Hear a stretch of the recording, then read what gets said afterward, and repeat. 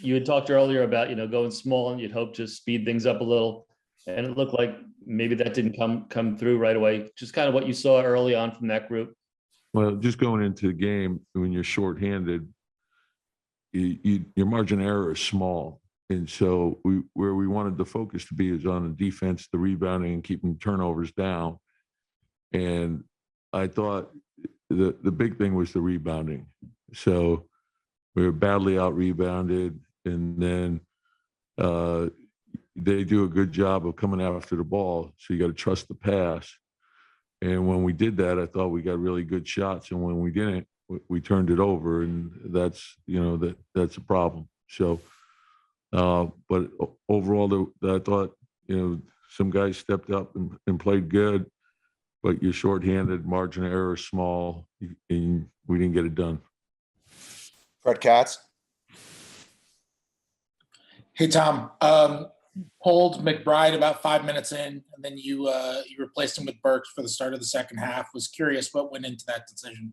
Yeah, just the way the game was going, felt we probably needed a little more offense to try to get things going. And, so we went back and forth with that before the game. And then we knew we were going to have to mix and match. We were hoping to find some rhythm with one group, and we never really got there.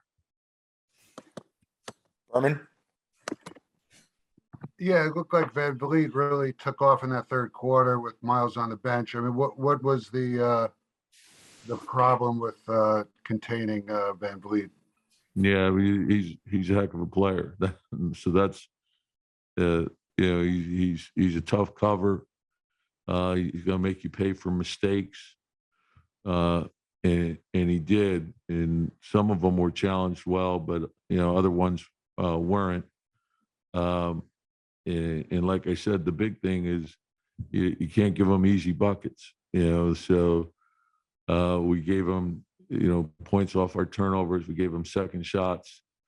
And when you do that, they're going to get into a rhythm. And so now, like I said, your margin of error is small, but you got to play with great intensity. And if our defense and our rebounding is good, you're going to have a chance.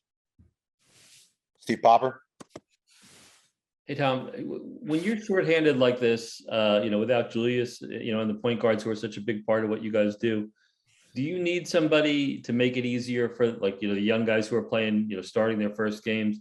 Does somebody like RJ have to step forward more? No, the thing is when you get down players, and that's part of this league, is the guys that are stepping in, you just get in there and play to your strengths. You don't replace Julius or Kemba or Derek, with an individual. You have to do it collectively as a team. So everyone's capable of playing great defense. Everyone's capable of rebounding the ball. I mean, that's commitment. That's blocking out. And they're big. They're long and they're athletic. So if you're not making contact, they're going to get to the ball. And so we talked about that before the game. There were times we did it well, other times we didn't, and that's where we have to develop the consistency. But we have to have the belief that we can win with everyone who's on this roster is capable of playing well. And so get in there and get the job done. That's it. And if we defend and we rebound and keep our turnovers down, we're in position to win. And then then you need to make shots down the stretch. But and like I said, there were some good things. There were some really good sequences that we had. We just didn't have enough of them. Mark Berman. Tom, I mean, Julius is taking a lot of heat on social media, and now you don't have him for 2 games, and the team really struggles. I mean, does it show how much of a cog he really is to you guys? He's a terrific player, and the thing is, it's and that's it's the day and age of social media, and that's what social media is. You try not to pay attention to it because it's really meaningless. Whether it's praise or criticism, doesn't really matter.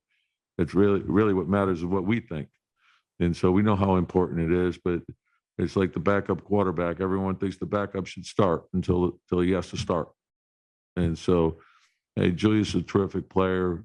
Derek's terrific. Kemba's terrific.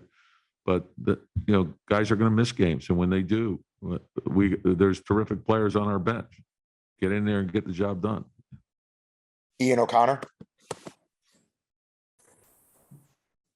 Tom, I know your team's been through a lot, and as a coach, you're really primarily focused on the next game in front of you. But after 37 games, do you have any concern about where the team is overall in the big picture, even postseason context, or is it too early to worry about that at this point? Well, I always have concerns. No matter what, I have concerns. So, it doesn't change my approach. And that's, as a head coach, that's what you have to think about everything every day. So, I worry about our offense. I worry about our defense. I worry about our rebounding. I worry about our injuries. I worry about who's out with COVID. I worry about everything. So, that being said, the guys that we do have available, we're capable, and we can get this done. Thanks, Coach. Yep.